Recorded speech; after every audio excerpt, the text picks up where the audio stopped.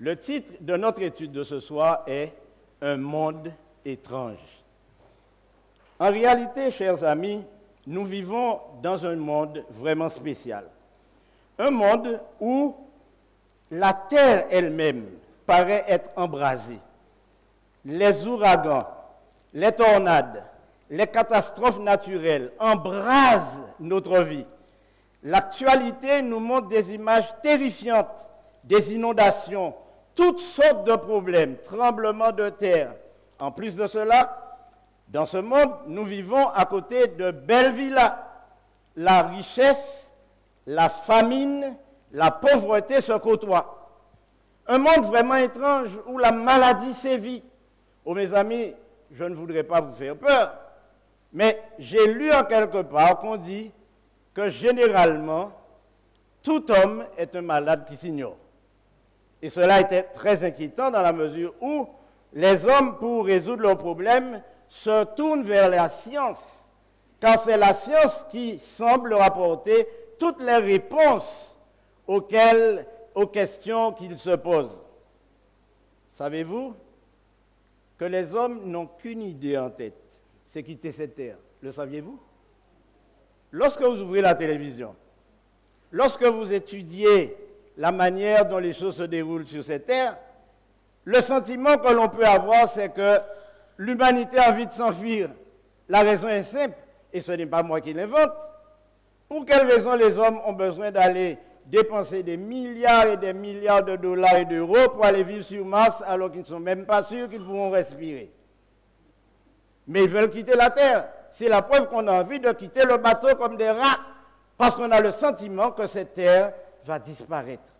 Alors les scientifiques ont mis en place des procédés, des processus qui leur permettent de communiquer, paraît-il, avec l'au-delà. J'ai eu l'occasion de visiter l'île de Porto Rico et en un lieu appelé Arecibo, il y a l'un des plus grands radars au monde. Il fait 300 mètres de diamètre. Un radar dont l'objectif principal et unique est d'essayer de communiquer avec les extraterrestres. Qui a déjà vu un extraterrestre? Personne n'en a vu. Bon, il y en a qui disent qu'ils en ont vu, mais ce n'est pas bien grave. Et les télescopes sont de plus en plus perfectionnés. On lance dans l'espace des satellites qui ont pour objectif d'explorer l'environnement cosmique de la Terre. Les hommes pensent que c'est par ce moyen qu'ils pourront apporter des solutions aux problèmes de l'humanité. Alors, en Suisse, le CERN a mis en place une machine, une grande machine, qui est un accélérateur de particules dans lequel on a introduit des protons qu'on a lancés à grande vitesse.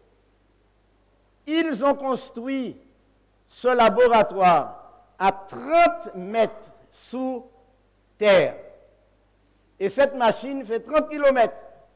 Et mes amis, ils ont donc décidé de lancer des protons à grande vitesse en espérant que la jonction, la rencontre de ces protons, leur donne une explication à l'existence de la vie sur Terre. Un monde vraiment étrange. Alors qu'il y a des milliers, des millions de personnes qui meurent de faim, on dépense des milliards pour aller vers l'inconnu et ne pas avoir de réponse en réalité. Alors on parle de la conquête de Mars comme quelque chose de possible, mais il faut combien d'années-lumière pour y aller? Et si on veut sortir de notre univers proche, il faudrait des milliards d'années pour atteindre des galaxies qu'on ne sait même pas de quoi elles sont composées. Aujourd'hui, ce monde étrange dans lequel nous vivons, c'est un monde qui veut aussi se donner les moyens d'exister. Et la religion est un moyen que l'on utilise pour apaiser les tensions. C'est un moyen qui est utilisé pour que des hommes et des femmes vivent en paix. Alors, lors de mon voyage en Afrique, j'étais très soucieux de savoir quelle était l'origine des croyances que nous avons aux Antilles-Guyane. Vous savez qu'en tant que descendants d'esclaves, nous partageons beaucoup de croyances africaines, puisque nous sommes originaires de l'Afrique. Nos parents étaient d'Afrique aussi.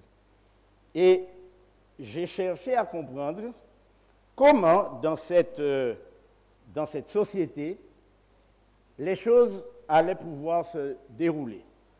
Et j'ai été conduit à Lomé, dans un endroit bien spécial, qui est un marché de fétiches. Les fétiches que vous voyez sous les yeux sont les petits objets que les féticheurs utilisent pour vendre le bonheur et l'espérance à ceux qui croient que le vaudou est une religion qui leur permettra de transcender leurs peurs et leurs difficultés. Alors, il m'a été dit que cette petite pierre, elle a été trouvée par un extraterrestre. Et on en a trouvé plusieurs, en plusieurs endroits en Afrique. Et ce sont des pierres porte-bonheur. Mes chers amis, aujourd'hui, ce monde est vraiment étrange, admettez-le. Car une chose qui est frappante, c'est le nombre de religions que l'on trouve sur cette planète, sur cette terre.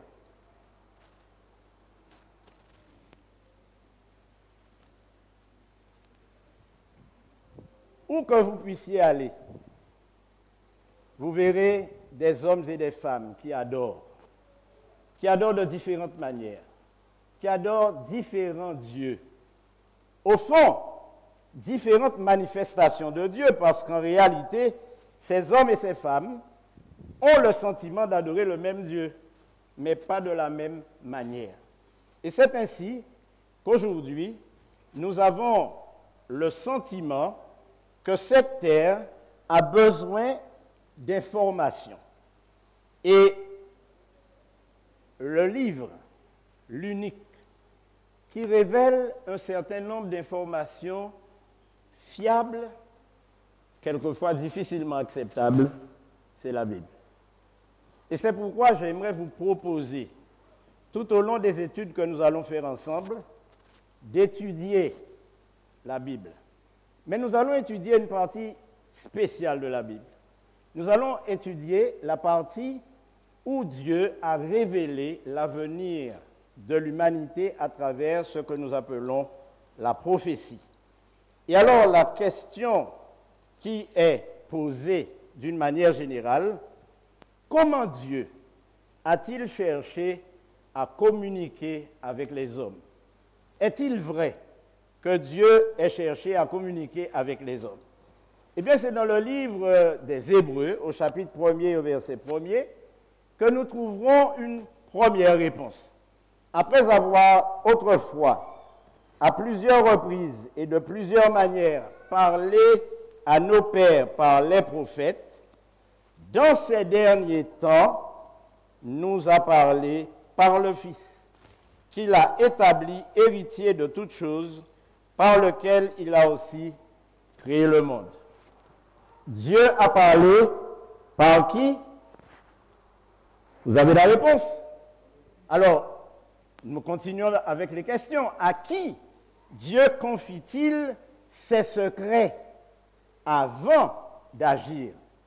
Est-ce que Dieu a un interlocuteur privilégié? Est-ce qu'il a des gens à qui il parle? Comment cela se passe-t-il? Eh bien, voilà la réponse. Car le Seigneur, l'Éternel, ne fait rien sans avoir révélé son secret à qui? À ses serviteurs, les prophètes. Vous me direz certainement, mais qu'est-ce qu'un prophète? Qu'est-ce qu'un prophète? Il y a beaucoup de définitions pour le prophète. Dans les temps anciens, quand on voulait parler d'un prophète, on disait un voyant. Mais aujourd'hui, quand on dit un voyant, généralement, on pense plus à un sorcier. Et la réalité, c'est que le prophète est un messager. La bonne définition et le bon rôle du prophète, c'est un messager. Alors, si Dieu parle aux hommes, s'il communique aux prophètes ses secrets, comment le fait-il? Est-ce qu'il utilise WhatsApp? À votre avis? C'est Dieu qui a inventé ces technologies, vous le savez? Dieu veut que les hommes communiquent entre eux et il veut communiquer avec eux. Donc il a donné de l'intelligence aux scientifiques, aux chercheurs, pour qu'ils puissent avoir les moyens les plus sophistiqués pour communiquer entre eux, mais aussi avec lui. Seulement, lorsqu'il s'agit de Dieu qui parle aux hommes, il ne fait pas n'importe comment. Dans le livre des Nombres, au chapitre 12 et au verset 6, voilà ce qu'il dit. Écoutez bien mes paroles. Lorsqu'il y aura parmi vous un prophète, c'est dans une vision que moi, l'Éternel, je me révélerai à lui. C'est dans un songe que je lui parlerai. Le moyen de communication de Dieu, c'est quoi? Vous êtes vivant? Oui? C'est les visions. Alors attention. Attention, parce qu'on peut avoir une vision, il n'est pas sûr qu'elle vienne de Dieu si vous êtes anémié. Si vous avez une maladie qui provoque des hallucinations, il y a des gens qui ont été piqués par la moustique, qui dorment tout le temps, qui rêvent beaucoup et qui viennent vous dire j'ai des rêves, j'ai des visions. Attention, Dieu dit bien qu'il parlera à son prophète dans une vision qui vient de lui et à travers un songe. Maintenant, la révélation de Dieu est une révélation particulière. En Apocalypse 1er, verset 1er, nous lisons révélation de Jésus-Christ que Dieu lui a donné pour montrer à ses serviteurs les choses qui doivent arriver bientôt et qu'il a fait connaître par l'envoi de son ange à son serviteur Jean. Dieu communique des visions, mais ce sont des visions qui révèlent quoi? Qui révèlent quoi? Qui révèlent l'existence de Jésus. Ce sont des visions qui nous mettent en contact avec Dieu. Alors, Dieu ne parle pas comme nous. Dieu a une manière particulière de dire les choses. Savez-vous pourquoi il parle par des visions?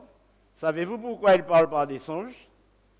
C'est parce que tout le monde ne peut pas comprendre ce qu'il dit et il veut que tout le monde comprenne. C'est la raison pour laquelle il se sert d'un homme, un prophète ou une femme, prophétesse, à qui il donne des visions, mais avec des symboles. Alors, quels sont ces symboles? Il y en a plusieurs. Ce soir, nous n'allons pas les voir tous. Je vais juste vous donner quelques pistes. Je vais vous poser une question. Est-ce que vous m'autorisez à vous poser une question? Oui ou non? Oui. Parce que vous savez, il y a des gens qui n'aiment pas qu'on leur pose des questions. Généralement, ils ne répondent pas. Et certains vous disent quoi? Tu es inspecteur de police? Bon, je ne suis pas en train de faire une enquête. Quels sont ceux d'entre vous qui ont une Bible? Qui possèdent une Bible? Bon, c'est très bien. C'est très très bien. La différence entre posséder une Bible et avoir une Bible, c'est lire la Bible. Certains possèdent une Bible qui est sur une étagère, mais certains ont une Bible qu'ils lisent. OK? Alors je vais vous donner un conseil. Lisez la Bible. Et vous aurez beaucoup de réponses à beaucoup de questions. Des questions auxquelles les hommes les plus intelligents ne pourront vous donner aucune réponse. Maintenant, vous pouvez les accepter ou les refuser, mais ce sont des réponses quand même. Quels sont ceux qui aimeraient avoir une Bible? Laissez-moi voir la main de ceux qui aimeraient avoir une Bible, qui n'en ont pas et qui aimeraient en avoir une. Bon, apparemment, tout le monde en a, personne n'en veut, mais si vous voulez d'une Bible, posez-moi la question, je vous dirai comment en avoir une facilement et dans les meilleures conditions. Alors, que signifient les symboles que nous allons voir?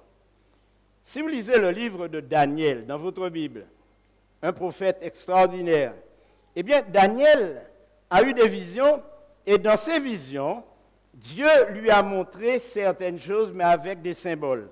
Et quand vous lisez Daniel 7, verset 23, il me parla ainsi, le quatrième animal, c'est un quatrième royaume.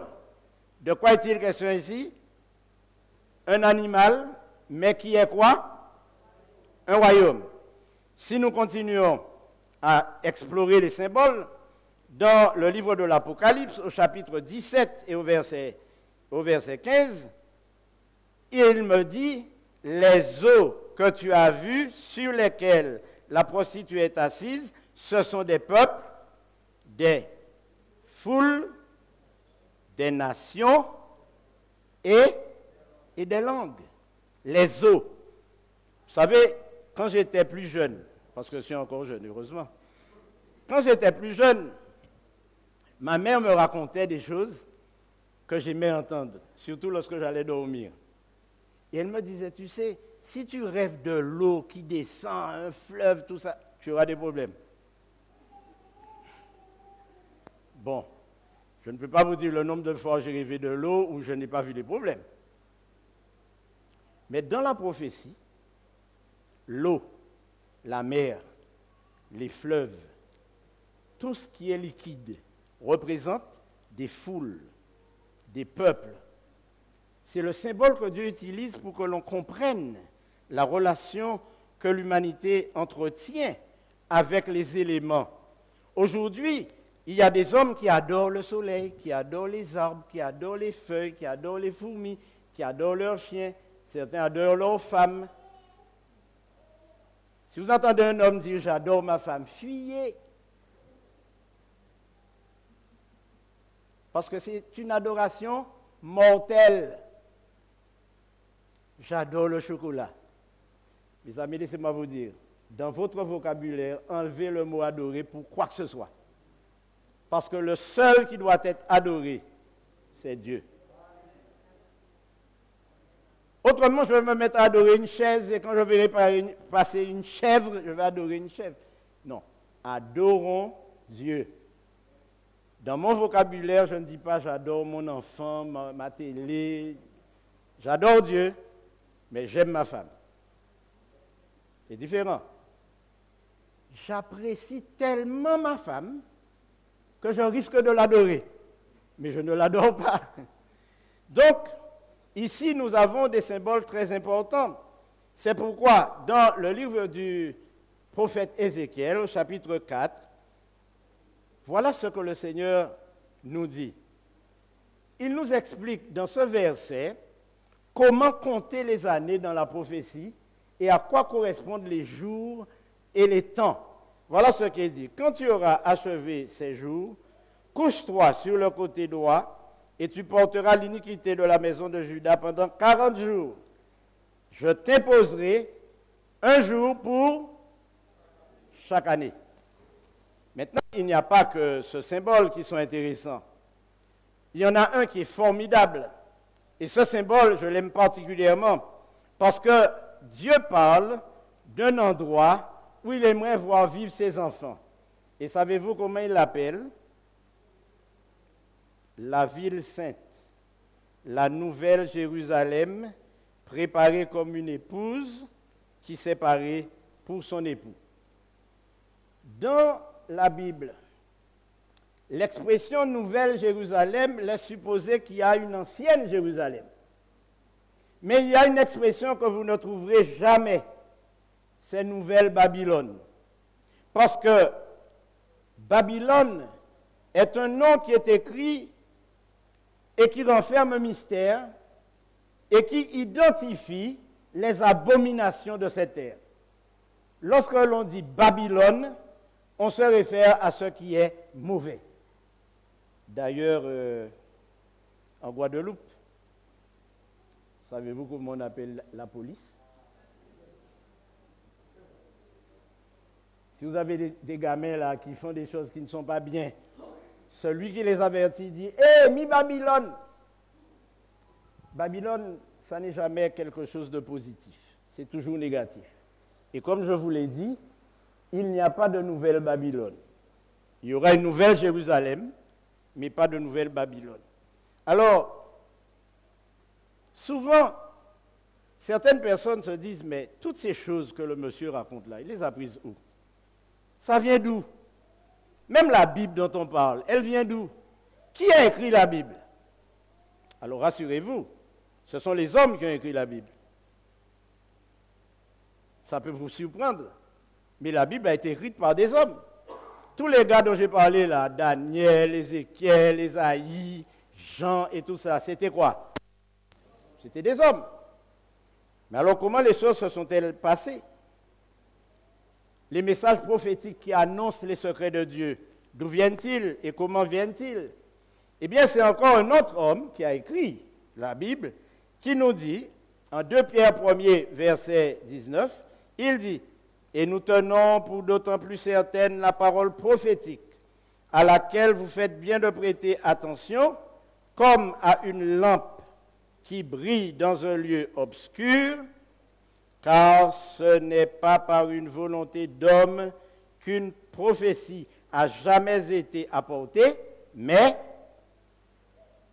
lisez, vous pouvez lire, mais quoi?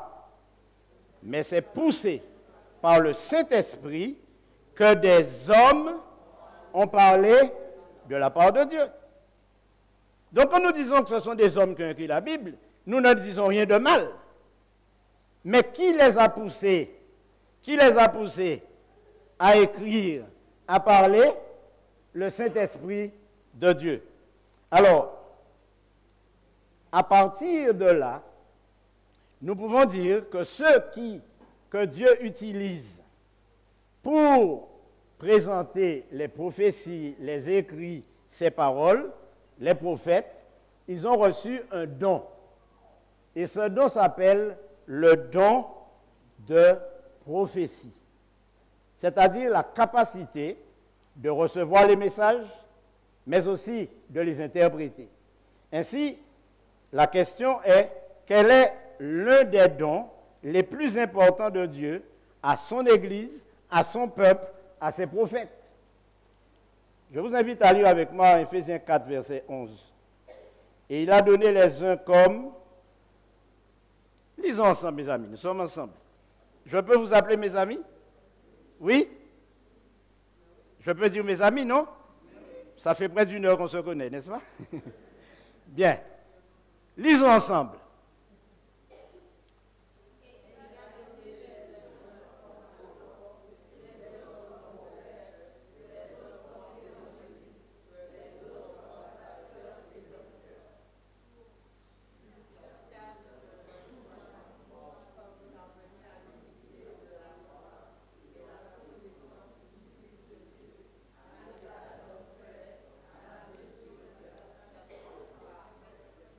Très bien, très très bien. Vous avez vu ce que le texte dit. Dieu a fait des dons différents, multiples, parmi lesquels il y a des pasteurs, des prophètes, des évangélistes, il y a des docteurs et tout. Bon, la différence entre le docteur et le pasteur, c'est que le docteur, lui, c'est un enseignant. Le pasteur enseigne ce que le docteur lui a appris.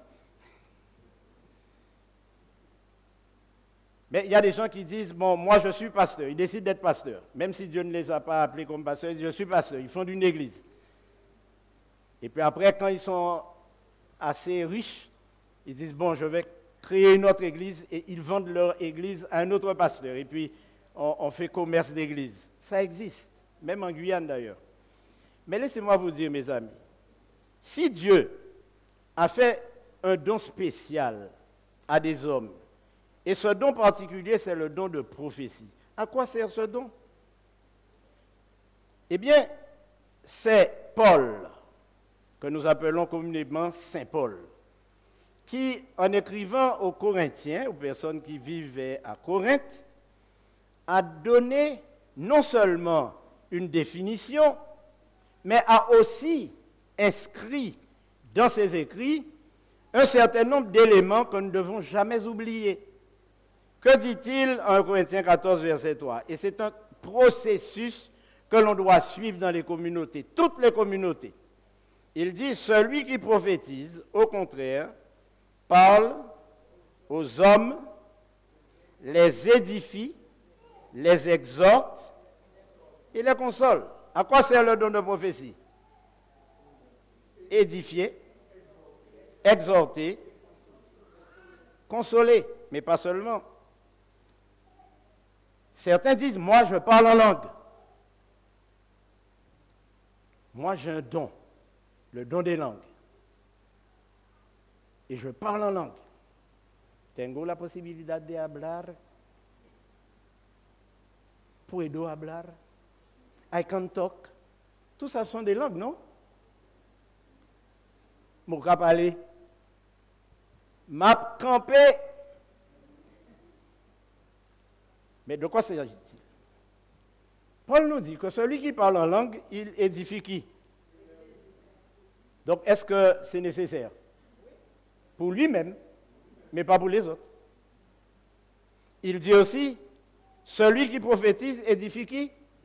L'Église. Donc, si je parle en langue, personne ne comprend, je me tais. Non, c'est pas ça. En tout cas, si vous ne me le dites pas, je vais me taire. Mais il y a des gens qui vont vous dire, écoute, je ne comprends pas ce que tu dis, tais-toi. D'ailleurs, il y a un grand humoriste malien qui dit, si tu parles et personne ne t'écoute, tais-toi. Le parler en langue ne sert pas à l'édification de l'Église. Mais c'est la prophétie qui a de l'importance. Et c'est pourquoi le Seigneur a inspiré à notre ami Paul les paroles que nous lisons. Que faire donc, frères? Lorsque vous vous assemblez les uns les autres, qu'est-ce qui se passe? Quelqu'un parmi vous, quelques-uns parmi vous ont-ils quoi? Ont-ils une instruction, une révélation, une langue, une interprétation, que tout se fasse comment? Avec ordre et pour l'édification. C'est moi qui ai ajouté ordre, mais vous allez le lire ici. En est-il qui parle en langue? Que 2 ou 3 ou plus parlent. Chacun, comment? Est-ce que Paul est en train de nous dire que lorsque nous avons envie de nous édifier, nous devons édifier tout le monde en même temps? En parlant en langue? Non, vous avez certaines communautés où quand vous entrez, vous entendez... On ne comprend rien du tout. Paul dit que lorsque 2 veulent parler, est-ce qu'ils font un duo? Que chacun parle, mais à son tour, pas ensemble. Et il ajoute, et c'est très important, maintenant, si cette personne qui parle une langue que personne ne comprend, il faut quoi? Un interprète. Maintenant, s'il n'y a point d'interprète, que doit-on faire? Vous avez peur de dire ça. Qu'est-ce qui est écrit là? Qu'on se taise dans l'Église et qu'on parle à soi-même et à Dieu. Les choses sont claires, mes amis. Il n'est pas question de parler tous ensemble sous prétexte qu'on manifeste par ce moyen la présence du Saint-Esprit. Maintenant, en 1 Corinthiens 14, 29, Paul écrit encore, pour ceux qui est des prophètes, que 2 ou 3 parlent et que les autres jugent. Et si un autre qui est assis a une révélation, qu'est-ce qui doit se passer? Que le premier se taise, car pouvez-vous tous prophétiser successivement afin que tous soient instruits et que tous soient exhortés. Et donc, dans une assemblée de l'Église entière, tous parlent en langue et qu'ils surviennent des hommes du peuple ou des non-croyants, ne diront-ils pas quoi? Ce n'est pas moi qui ai dit cela. Donc nous n'allons pas nous fâcher, n'est-ce pas? C'est Paul qui le dit. Ainsi, pour que nous puissions comprendre réellement le plan de Dieu pour l'humanité, que nous comprenions bien ce qui va se produire dans les années qui viennent, il faut étudier la parole de Dieu, la prophétie, parce que Dieu a donné la prophétie pour notre édification. Et c'est pourquoi Paul dit, ces choses leur sont arrivées pour servir d'exemple, et elles ont été écrites pour notre instruction, à nous qui sommes parvenus à la fin des siècles. Alors, quel risque y a-t-il à étudier les prophéties sans l'aide du Saint-Esprit qui est à l'origine de la prophétie? Voilà ce que Pierre déclare. Sachant tout d'abord, vous-même, qu'aucune prophétie de l'Écriture ne peut être un objet d'interprétation particulière. Alors plusieurs personnes ignorent comment la Bible a-t-elle été écrite, par quels moyens. Vous devez savoir que le livre que vous avez chez vous ou en main comporte deux parties qu'on appelle l'Ancien et le Nouveau Testament. L'Ancien Testament qui était connu sous le nom de Torah par les Hébreux, a été écrit en hébreu et araméen. Et le Nouveau Testament, lui, a été écrit en grec, puisque ce sont des écrits qui sont survenus beaucoup plus tard dans le temps.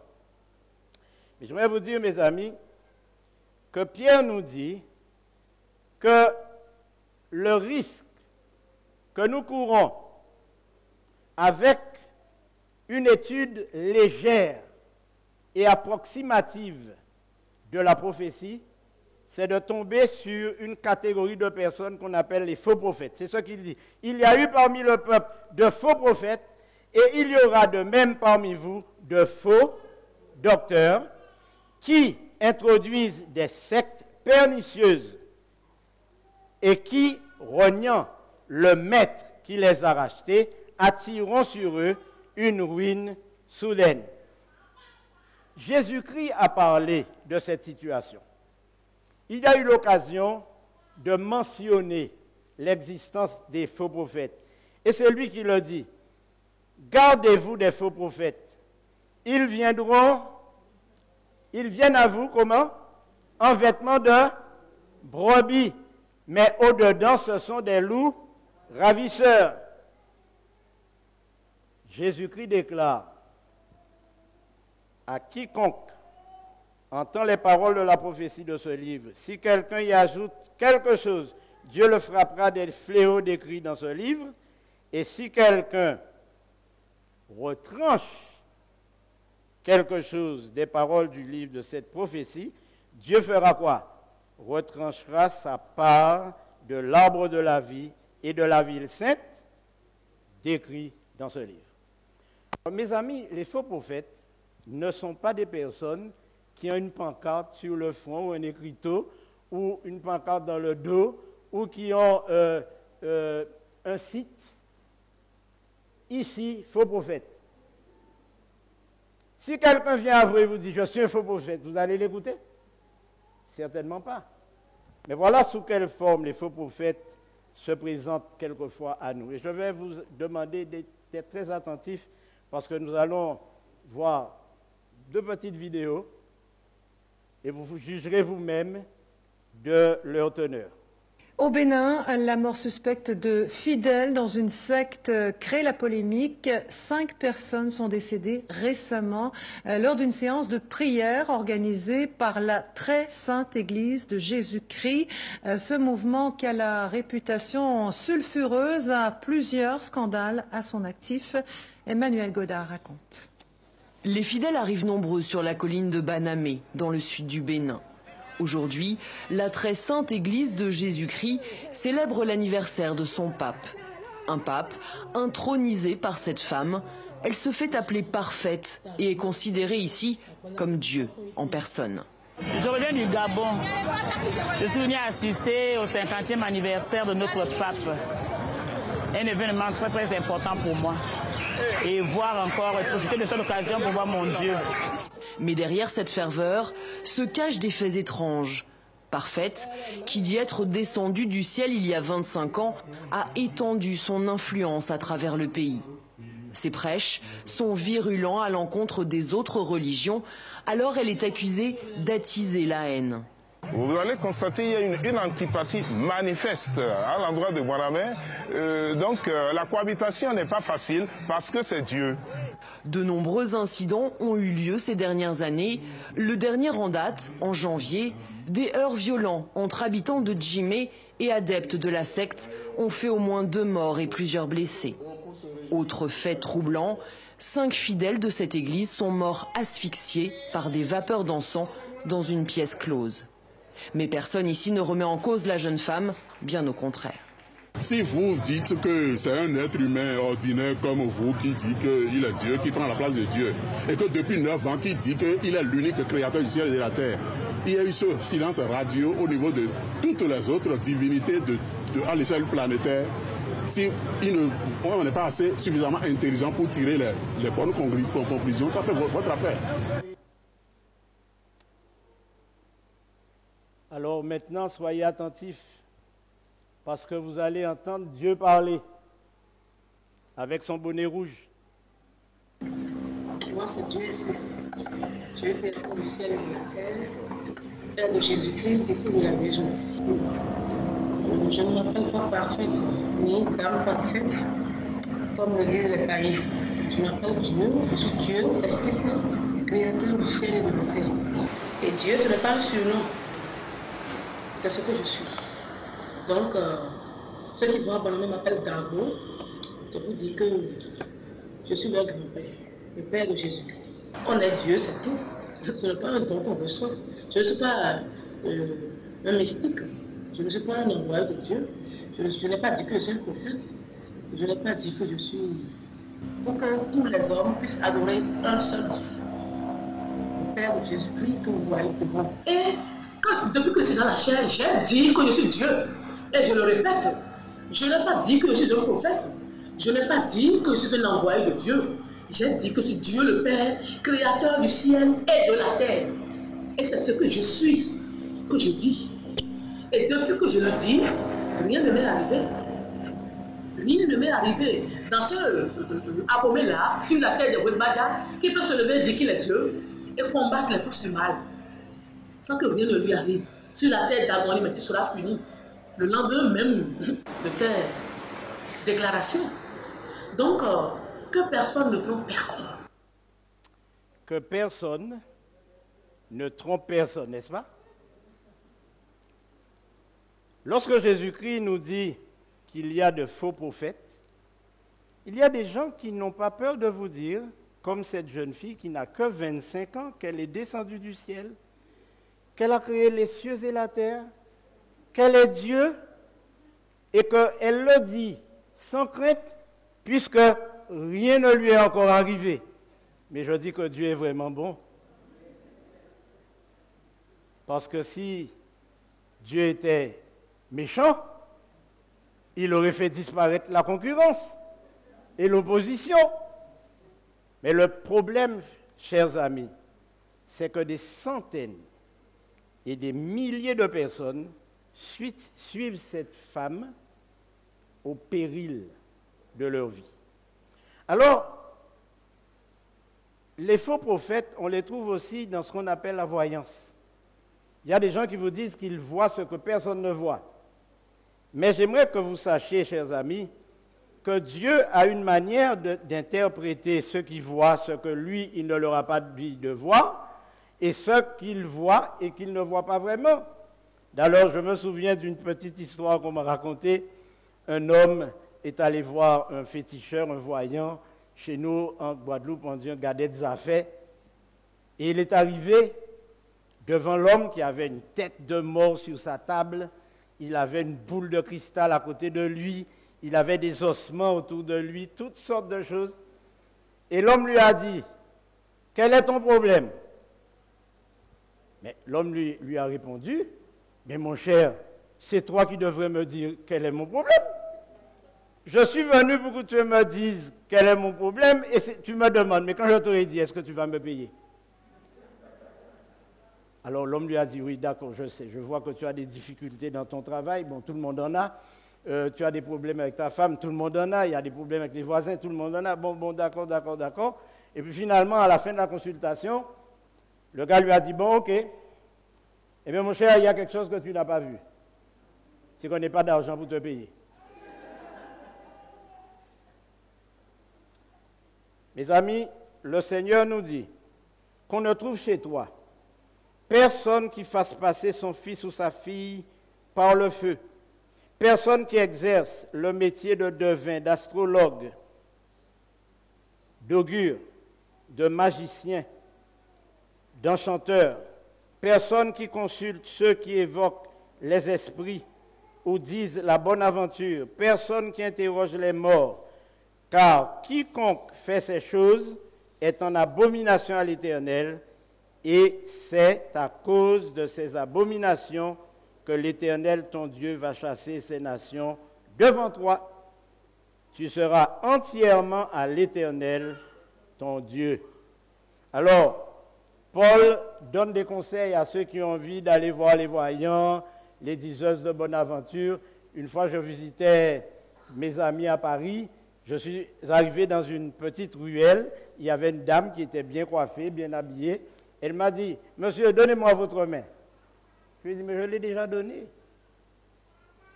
J'ai déjà donné ma main. Qu'est-ce que vous faites avec ma main? J'ai donné ma main à ma femme. » Elle dit, « Non, non, non, non, non, prêtez-la moi. » J'ai dit, « Ah bon, je peux vous la prêter, mais qu'est-ce que vous allez en faire? » Alors, pendant que je lui parlais, bien sûr, comme je fais des gestes, elle a saisi ma main, elle a regardé, elle a dit, « Vous avez une longue ligne de vie. » Je lui ai dit, « Merci, merci. Laissez-moi voir la vôtre. » Il m'a dit, « Ah non, non, c'est un secret. » Bon, donc Paul nous donne des conseils. Le premier conseil, il dit, n'éteignez pas l'esprit, ne méprisez pas les prophéties, mais examinez toutes choses. Et faites quoi? Retenez ce qui est bon. Alors, comment reconnaître un vrai prophète? Facilement.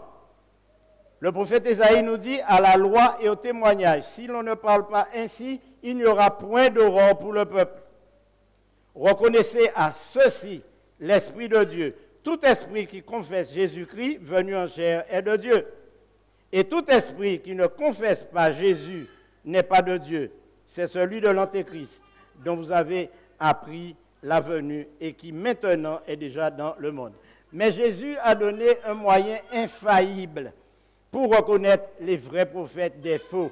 Il dit en Matthieu 7, 20, « C'est donc à leurs fruits que vous les reconnaîtrez. » Alors les prophètes ne sont pas des arbres. Hein.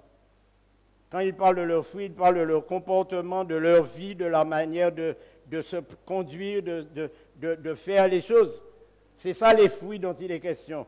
Si vous voulez savoir si quelqu'un est un vrai prophète, observez comment il parle, comment il vit, qu'est-ce qu'il fait. Si c'est quelqu'un qui fait du tort à d'autres, ce n'est pas un bon prophète.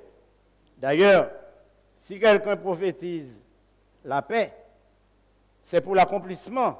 C'est par l'accomplissement de ce qu'il prophétise qu'il sera reconnu comme véritablement envoyé par l'Éternel. Alors, Dieu fait une promesse à vous tous ce soir. À moi le premier. Et vous comprenez que si je dis moi le premier, c'est que je ne veux pas que vous soyez avant moi. Parce que quand Dieu fait une promesse à quelqu'un, c'est toujours quelque chose d'extraordinaire. Donc, souffrez que je sois le premier et vous après. Mais en réalité, il nous fait une promesse à nous tous en même temps. Voilà ce qu'il dit.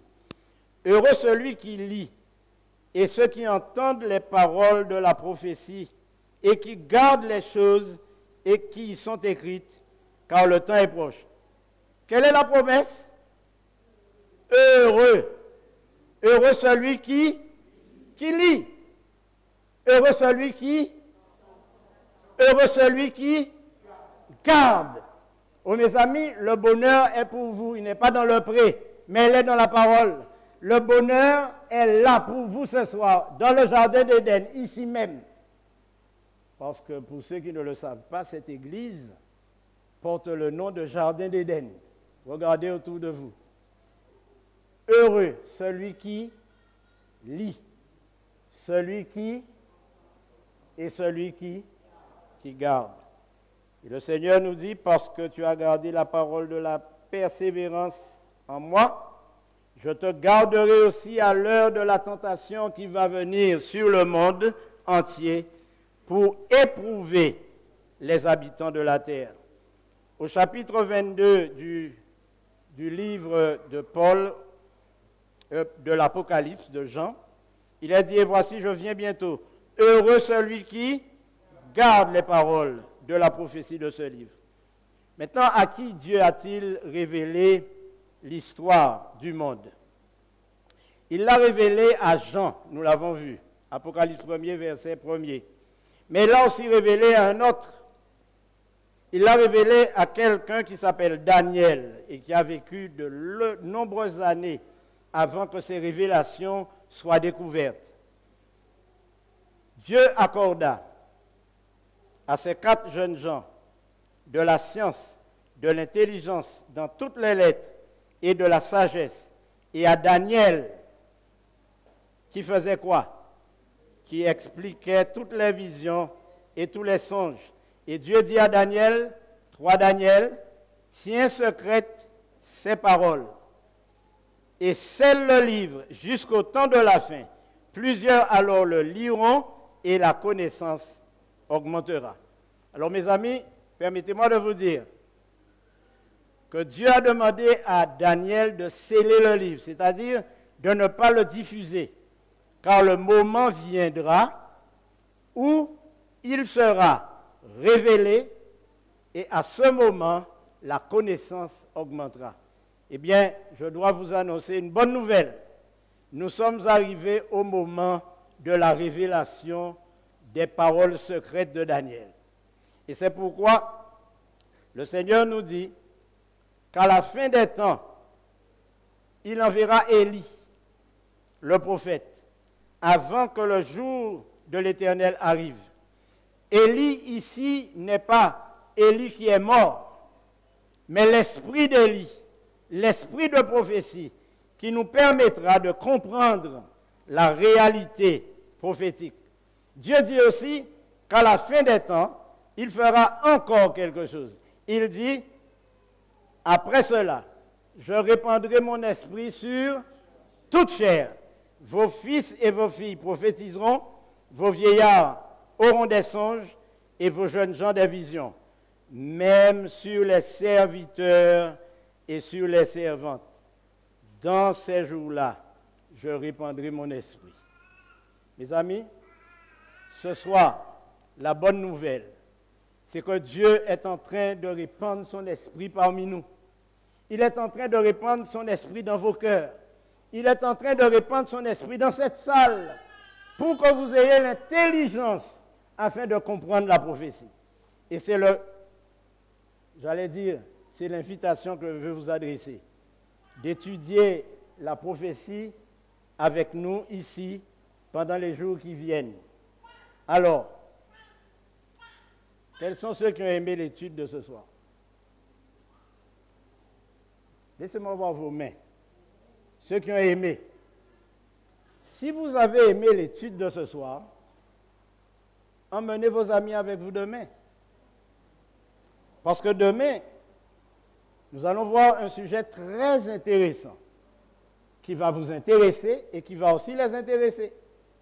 Parce que demain, Dieu nous permettra de parler de la guerre en Ukraine et la fin du monde. Nous allons parler demain en considérant l'attitude, le comportement et les questions que se posent les hommes politiques. Soyez là demain, la guerre en Ukraine et la fin du monde.